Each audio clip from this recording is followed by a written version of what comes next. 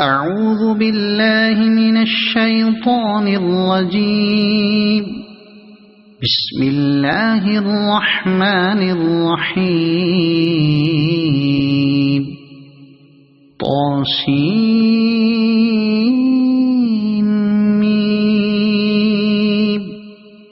تلك آيات الكتاب المبين. نتلو عليك من نبأ موسى وفرعون بالحق لقوم يؤمنون. إن فرعون علا في الأرض وجعل أهلها شيعا يستضعف طائفة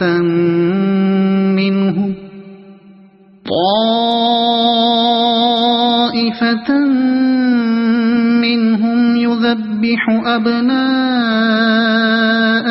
ويستحيي نساءهم إنه كان من المفسدين. ونريد أن نمن على الذين استضعفوا في الأرض ونجعلهم أئمة ونجعلهم الوارثين.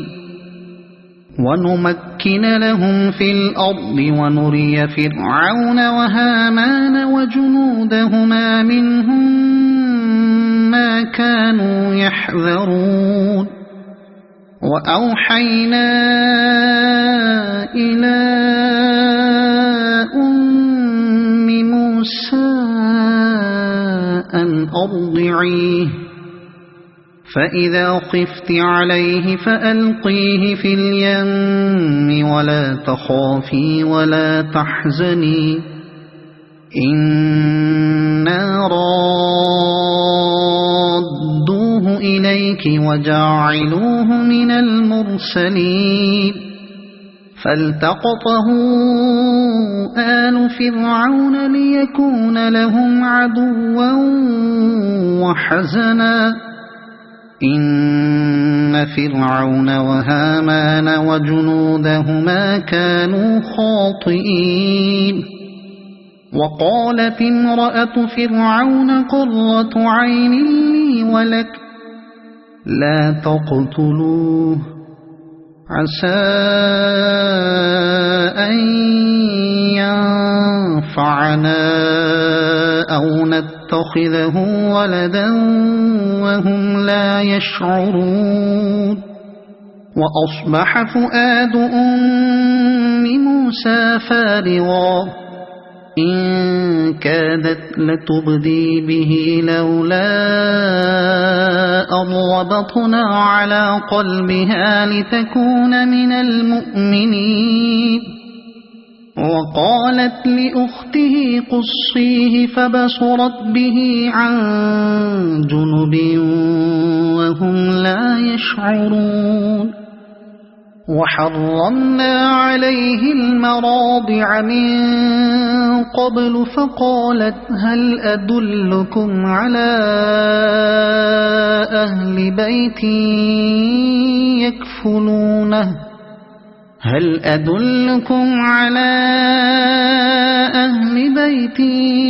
يكفلونه لكم وهم له ناصحون. فرددناه إلى أمه كي تقر عينها ولا تحزن ولتعلم أن وعد الله حق ولكن أكثرهم لا يعلمون. ولما بلغ أشده واستوى آتيناه حكما وعلما وكذلك نجزي المحسنين. ودخل المدينة على حين غفلة من أهلها فوجد فيها رجلين يقتتلان هذا من شيعته وهذا من عدوه فاستغاثه الذي من شيعته على الذي من عدوه فوكزه موسى فقضى عليه قال هذا من عمل الشيطان إنه عدو مضل مبين قال رب إني ظلمت نفسي فاغفر لي فغفر له إنه هو الغفور الرحيم قال رب بما أنعمت علي فلن أكون ظهيرا للمجرمين فأصبح في المدينة خائفا يترقب فإذا الذي استنصره بالأمس يستصرخه قال له موسى إنك لغوي مبين فلما أن أراد أن يبطش بالذي هو عدو لهما قال يا موسى أتريد أن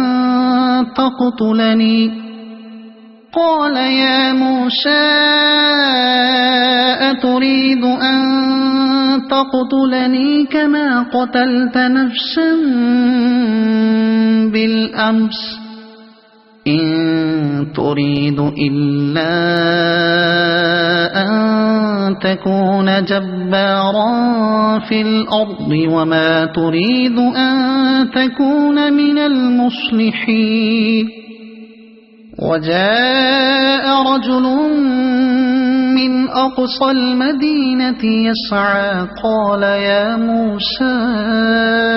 إن الملأ يأتمرون بك ليقتلوك فاخرج إني لك من الناصحين فخرج منها خائفا يترقب قال رب نجني من القوم الظالمين ولما توجه تلقاء مدين قال عسى ربي أن يهديني سواء السبيل ولما ورد ماء مدين وجد عليه أمة من الناس يسقون ووجد من دونهم امرأتين تذودان قال ما خطبكما قالتا لا نسقي حتى يصدر الرعاء وأبونا شيخ كبير فسقى لهما ثم تولى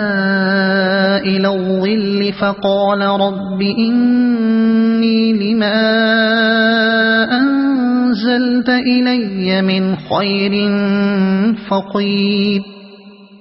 فجاءته إحداهما تمشي على استحياء قالت إن أبي يدعوك ليجزيك أجر ما سقيت لنا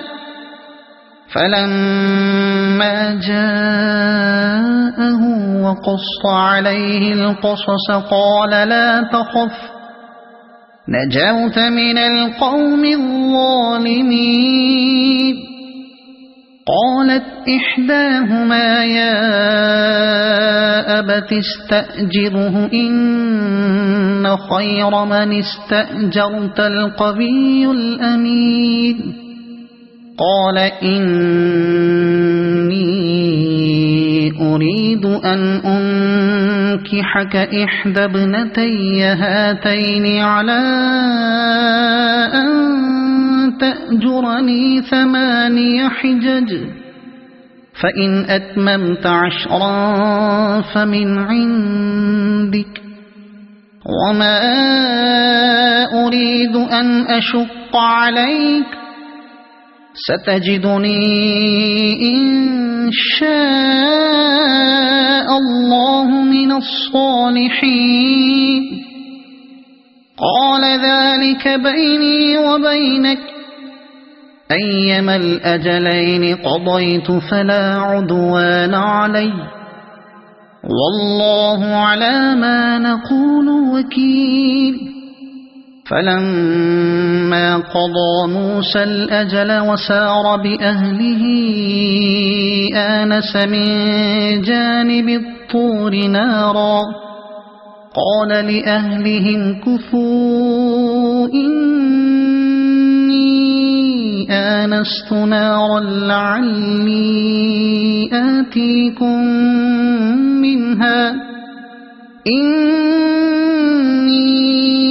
آنست نارا لعلي آتيكم منها بخبر أو جذوة من النار لعلكم تصطلون فلما أتاها نودي من شاطئ الوادي الأيمن في البقعة المباركة من الشجرة أن يا موسى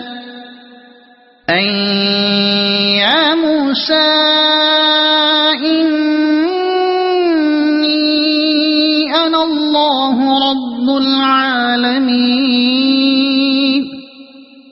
وأن ألق عصاك فلما رآها تهتز كأنها جان ولا مدبرا ولم يعقب يا موسى أقبل ولا تخف إنك من الآمنين أسلك يدك في جيبك تخرج بيضاء من غير سوء واضمم إليك جناحك من الرهب فذلك برهانان من ربك إلى فرعون وملئه إنهم كانوا قوما فاسقين قال رب إني قتلت منهم نفسا فأخاف أن يقتلون وأخي هارون هو أفصح مني لسانا فأرسله معي يرد أن يصدقني إني أخاف أن يكذبون قال سنشد عضدك بأخيك ونجعل لكما سلطانا فلا يصلون إليكما بآياتنا أنتما ومن اتبعكما الغالبون فلما جاءهم موسى بآياتنا بينات قالوا ما هذا إلا سحر مفترى وما سمعنا بهذا في آبائنا الأولين وقال موسى ربي أعلم بمن جاء بالهدى من عنده ومن تكون له عاقبة الدار إنه لا يفلح الظالمون وقال فرعون يا أيها الملأ ما علمت لكم من إله غيري فأوقذ لي يا هامان على الطين الطين فاجعل لي صرحا لعلي أطلع إلى إله موسى وإني لأظنه من الكاذبين واستكبر هو وجنوده في الأرض بغير الحق وظنوا أنهم إلينا لا يرجعون فأخذناه وجنوده فنبذناهم في اليم فانظر كيف كان عاقبة الظالمين وجعلناهم أئمة يدعون إلى النار ويوم القيامة لا ينصرون وأتبعناهم في هذه الدنيا لعنة ويوم القيامة هم من المقبوحين ولقد آتينا موسى الكتاب من بعد ما أهلكنا القرون الأولى بصائر للناس وهدى ورحمة لعلهم يتذكرون وما كنت بجانب الغربي إذ قضينا إلى موسى الأمر وما كنت من الشاهدين ولكننا أنشأنا قرونا فتطاول عليهم العمر وما كنت ثاويا في أهل مدين تتلو عليهم آياتنا ولكننا كنا مرسلين وما كنت بجانب الطور إذ نادينا ولكن رحمة من ربك لتنذر قوما ما أتاهم من نذير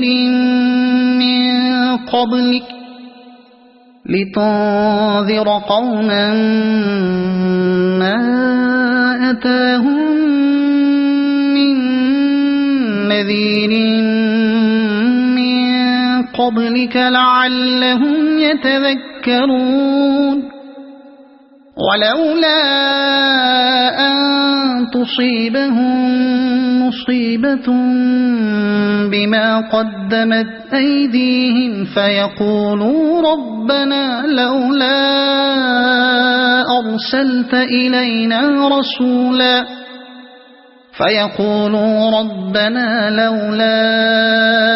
أرسلت إلينا رسولا فنتبع آياتك ونكون من المؤمنين فلما جاءهم الحق من عندنا قالوا لولا أوتي مثل ما أوتي موسى أولم يكفروا بما أوتي موسى من قبل قالوا سحران تظاهرا وقالوا إنا بكل كافرون قل فأتوا بكتاب من عند الله هو أهدى منهما أتبعه إن كنتم صادقين فإن لم يستجيبوا لك فاعلم أنما يتبعون أهواءهم ومن أضل ممن اتبع هواه بغير هدى من الله إن الله لا يهدي القوم الظالمين ولقد وصلنا لهم القول لعلهم يتذكرون الذين آتيناهم الكتاب من قبله هم به يؤمنون وإذا يتلى عليهم قالوا آمنا به إنه الحق من ربنا إنا كنا من قبله مسلمين أولئك يؤتون أجرهم مرتين بما صبروا ويدرؤون بالحسنة السيئة ومما رزقناهم ينفقون وإذا سمعوا اللغو أعرضوا عنه وقالوا لنا أعمالنا ولكم أعمالكم سلام عليكم لا نبتغي الجاهلين إنك لا تهدي من أحببت ولكن الله يهدي من يشاء وهو أعلم بالمهتدين وقالوا إن نتبع الهدى معك نتخطف من أرضنا أولم نمكن لهم حرما آمنا يجبى إليه ثمرات كل شيء رزقا من لدنا ولكن أكثرهم لا يعلمون وكم أهلكنا من قرية بطرت معيشتها فتلك مساكنهم لم تسكن من بعدهم إلا قليلا وكنا نحن الوارثين وما كان ربك مهلك القرى حتى يبعث في أمها رسولا يتلو عليهم آياتنا وما كنا مهلك القرى إلا وأهلها ظالمون وما أوتيتم من شيء فمتاع الحياة الدنيا وزينتها وما عند الله خير وأبقى أفلا تعقلون أفمن وعدناه وعدا حسنا فهو لاقيه كمن متعناه متاع الحياة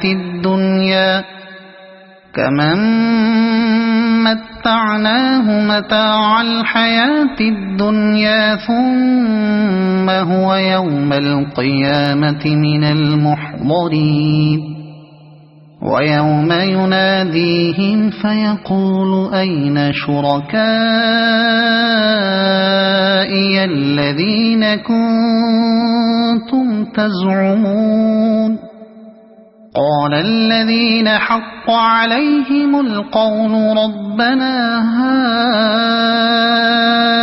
هؤلاء الذين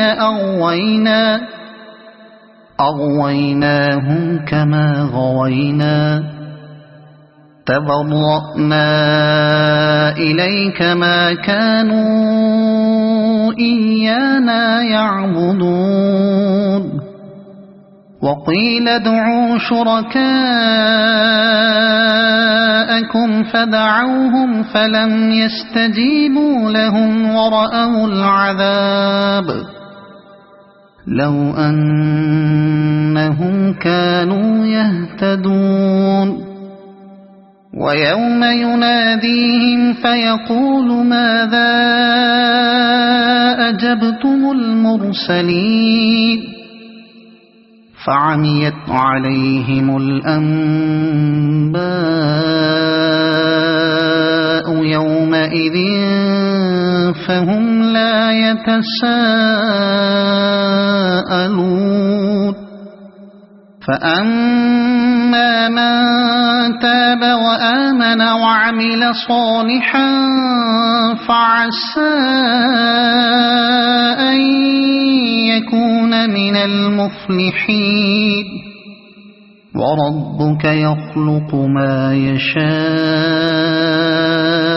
ويختار ما كان لهم الخيرة سبحان الله وتعالى عما يشركون وربك يعلم ما تكن صدورهم وما يعلنون وهو الله لا إله إلا هو له الحمد في الأولى والآخرة وله الحكم وإليه ترجعون قل أرأيتم إن جعل الله عليكم الليل سرمدا إلى يوم القيامة من إله غير الله يأتيكم بضياء أفلا تسمعون قل أرأيتم إن جعل الله عليكم النهار سرمدا إلى يوم القيامة من إله غير الله يأتيكم بليل تسكنون فيه أفلا تبصرون ومن رحمته جعل لكم الليل والنهار لتسكنوا فيه ولتبتغوا من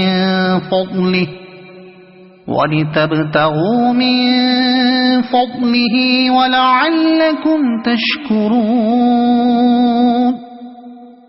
ويوم يناديهم فيقول أين شركائي الذين كنتم تزعمون ونزعنا من كل أمة شهيدا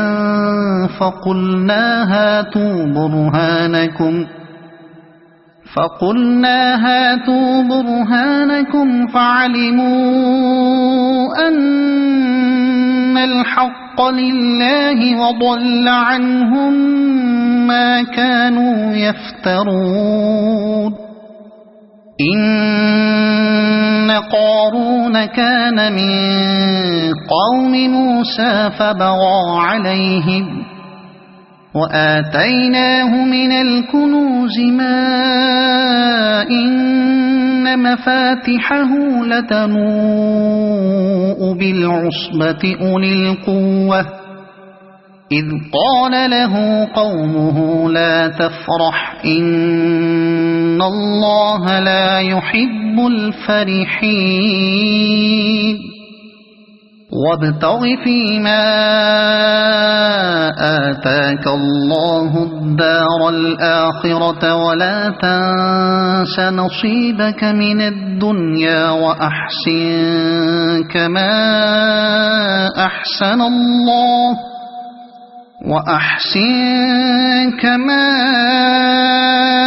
أحسن الله إليك ولا تبغ الفساد في الأرض إن الله لا يحب المفسدين قال إنما أوتيته على علم عندي أولم يعلم أن الله قد أهلك من قبله من القرون من هو أشد منه قوة وأكثر جمعا ولا يسأل عن ذنوبهم المجرمون فخرج على قومه في زينته قال الذين يريدون الحياة الدنيا يا ليت لنا مثل ما أوتي قارون إنه لذو حظ عظيم وقال الذين أوتوا العلم ويلكم ثواب الله خير لمن آمن وعمل صالحا ولا يلقاها إلا الصابرون فخسفنا به وبداره الأرض فما كان له من فئة ينصرونه من دون الله وما كان من المنتصرين وأصبح الذين تمنوا مكانه بالأمس يقولون ويك أن الله يبسط الرزق لمن يشاء ويكأن الله يبسط الرزق لمن يشاء من عباده ويقدر لولا أن من الله علينا لخسف بنا ويكأنه لا يفلح الكافرون تلك الدار الآخرة نجعلها للذين لا يريدون علوا في الأرض ولا فسادا والعاقبة للمتقين من جاء بالحسنة فله خير منها ومن جاء بالسيئة فلا يجزى الذين عملوا السيئات إلا ما كانوا يعملون إن الذي فرض عليك القرآن لرادك إلى معاد قل ربي أعلم من جاء بالهدى ومن هو في ضلال مبين وما كنت ترجو أن يلقى إليك الكتاب إلا رحمة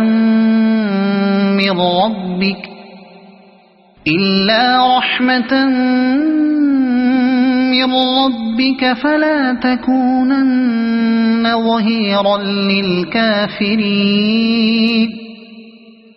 ولا يصدنك عن آيات الله بعد إذ أنزلت إليك وادع إلى ربك ولا تكونن من المشركين ولا تدع مع الله إلها آخر لا إله إلا هو كل شيء هالك إلا وجهه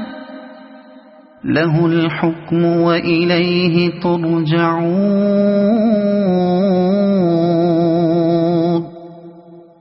صدق الله العظيم.